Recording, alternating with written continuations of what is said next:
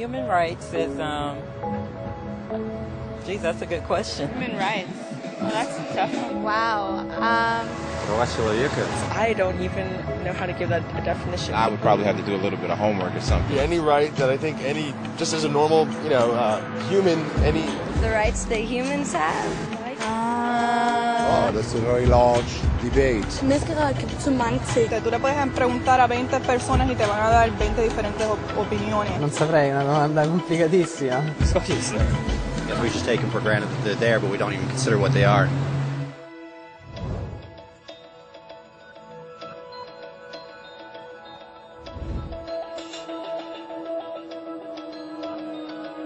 Los derechos humanos son los derechos que tienes simplemente por ser humano.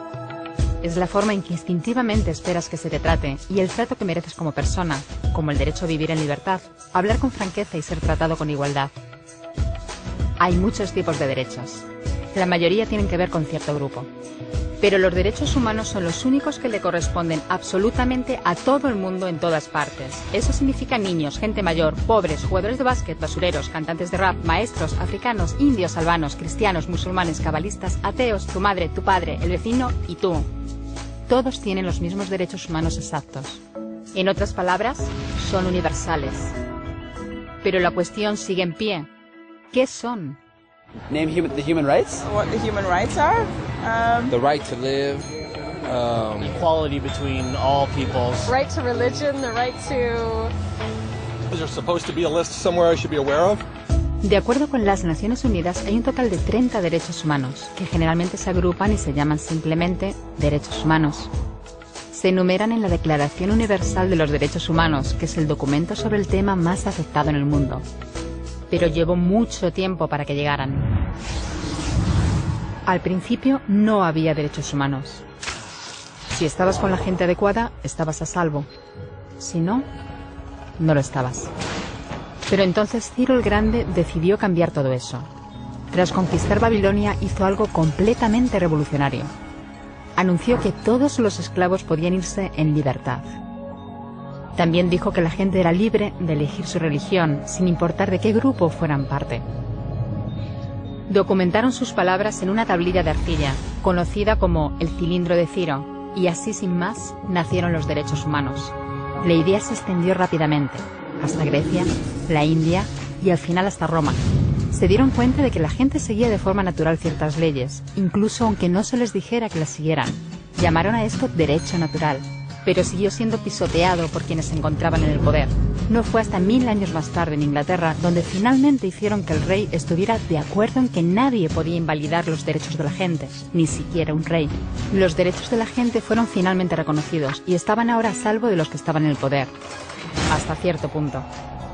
Todavía hizo falta que un grupo de rebeldes británicos declarara su independencia antes de que el rey entendiera que todos los hombres han sido creados iguales. Es decir, no es que a él le gustara la idea, sino que no pudo pararles, y así nació América. Los franceses siguieron inmediatamente con su propia revolución por sus propios derechos. Su lista era más larga e insistían en que esos derechos no eran solo inventados, eran naturales. El concepto romano de derecho natural se había convertido en derechos naturales. Por desgracia, no todo el mundo estaba tan entusiasmado. En Francia, un general llamado Napoleón decidió derrocar la nueva democracia francesa y se coronó a sí mismo emperador del mundo. Y casi tuvo éxito. Pero los países de Europa unieron fuerzas y lo derrotaron. Y los derechos humanos eran una vez más un tema candente. Se redactaron acuerdos internacionales garantizando ampliamente muchos derechos por toda Europa, pero solo a través de Europa. El resto del mundo de alguna forma todavía no cualificaba. En vez de eso fueron invadidos, conquistados y consumidos por los enormes imperios europeos. Pero entonces un joven abogado de la India decidió que ya había sido bastante. Se llamaba Mahatma Gandhi y frente a la violencia insistió en que toda la gente en la tierra tenía derechos, no solo en Europa. Al final hasta los europeos empezaron a estar de acuerdo. Pero no iba a ser tan fácil. Habían estallado 2 guerras mundiales. Hitler exterminó a la mitad de la población judía de la Tierra en los horrorosos campos de muerte nazi. En total, 90 millones de personas habían muerto. Nunca los derechos humanos habían estado tan horriblemente cerca de la extinción. y nunca había estado el mundo tan desesperado por un cambio. De forma que los países de la Tierra hicieron causa común y formaron las Naciones Unidas. Su propósito básico era reafirmar la fe en los derechos humanos fundamentales, en la dignidad y el valor de la persona humana. ¿Pero qué eran los derechos humanos? ¿Eran las proclamaciones de Ciro? ¿El derecho natural de Roma? ¿Las declaraciones de Francia? Todo el mundo parecía tener una idea ligeramente distinta de lo que deberían ser los derechos humanos. Pero bajo la supervisión de Eleanor Roosevelt, finalmente se pusieron de acuerdo en una serie de derechos para absolutamente todo el mundo. La Declaración Universal de Derechos Humanos. El concepto francés de los derechos naturales se había convertido finalmente en los derechos humanos. Así que, en resumen, al principio solo unos cuantos afortunados tenían derecho alguno, hasta que uno de ellos decidió, oye, otra gente también debería tener derechos, lo que fue estupendo, salvo que no todo el mundo estuvo de acuerdo. Y solo que llevó unos cuantos miles de años de lucha, declaraciones y más lucha hasta que finalmente todo el mundo estuvo de acuerdo en que los derechos humanos deberían ser para todos. Y vivieron felices y comieron perdices. Salvo que hay un pequeño problema.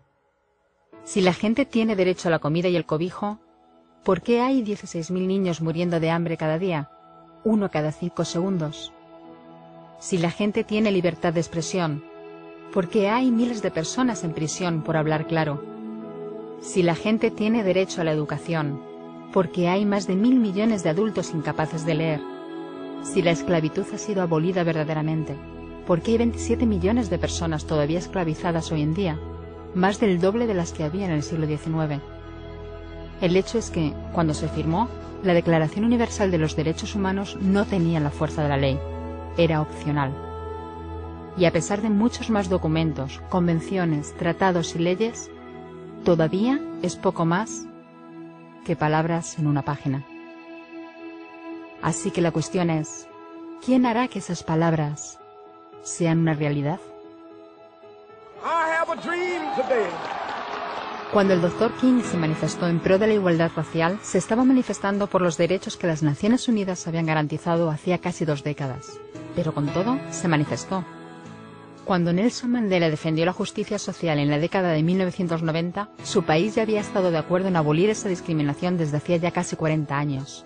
Pero con todo, él luchó. Los que luchan hoy en día contra la tortura, la pobreza y la discriminación no son gigantes o superhéroes. Son gente, niños, madres, padres, maestros, individuos librepensadores que se niegan a quedarse callados, quienes se dan cuenta de que los derechos humanos no son una lección de historia, no son palabras en una página, no son discursos, ni anuncios, ni campañas de relaciones públicas. Son las elecciones que hacemos cada día como seres humanos. Son la responsabilidad que todos compartimos, de respetarnos mutuamente, ayudarnos y proteger a los necesitados. Como Eleanor Roosevelt dijo, ¿dónde empiezan después de todo los derechos humanos universales? En pequeños lugares cerca de casa, tan cerca y tan pequeños que no pueden verse en los mapas del mundo. Aún así, son el mundo de la persona individual, el barrio donde vive, la escuela o la universidad a la que asiste, la fábrica, la granja o la oficina donde trabaja. Esos son los lugares donde cada hombre, mujer y niño buscan justicia igualitaria, igualdad de oportunidades, dignidad igualitaria sin discriminación. A menos que esos derechos tengan un significado ahí, tienen muy poco significado en cualquier otra parte.